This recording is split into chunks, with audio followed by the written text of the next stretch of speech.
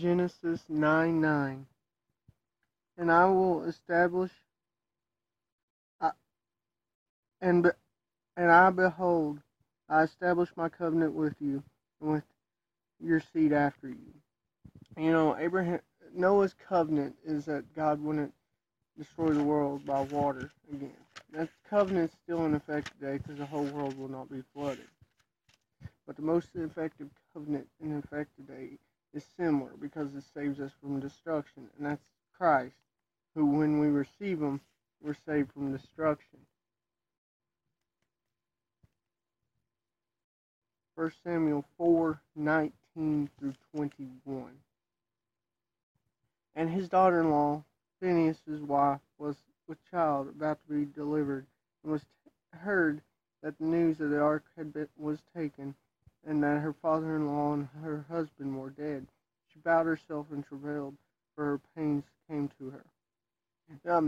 It's common knowledge now that through times of stress, extreme stress can bring pregnancy earlier and unexpected cause delivery, as well as other things that cause it to happen. But stress is one of the factors that can cause the early delivery. She would have been in great stress here because the ark's gone, which meant God's presence left. The priests who were in charge are now dead. So it's a kind of a whole complete change of things. Her family's gone. And about the time of her death, the women who stood by her said, "Fear not, for you have borne a son." But she did not answer, nor did she regard it.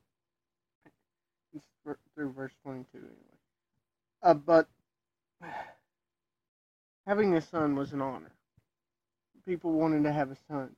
This was probably her first child. It was a son, which meant it could be an heir, but the fact is she was dying. So it didn't truly matter to her at this point. There was nothing truly to live for because God had left him. God would be there when they looked for him, though, as he always is. Verse 21. And she named the child Ichabod, saying, "The glory has departed from Israel, because of the ark of God was taken, and because of her father-in-law and her husband." I ain't sure about this, but I'm assuming Ichabod means taken or departed. But she understands that the ark leaving signified something horrible. Signified the priesthood was corrupted, and it showed God removing that until somebody came in power that would have been there, which would have been Samuel. You know, he just was. His presence wasn't needed there because they weren't following after him anyway. And she knew that. Verse 22. She said, "The glory is departed from Israel, for the ark of God is taken." She understood that for the ark be taken, and she may understand the ark as a symbol, as being God, but it symbolized God's presence. When the ark was taken, it wasn't that God was with the Philistines now.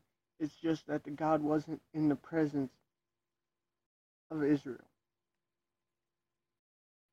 He had left because of the corrupt priesthood.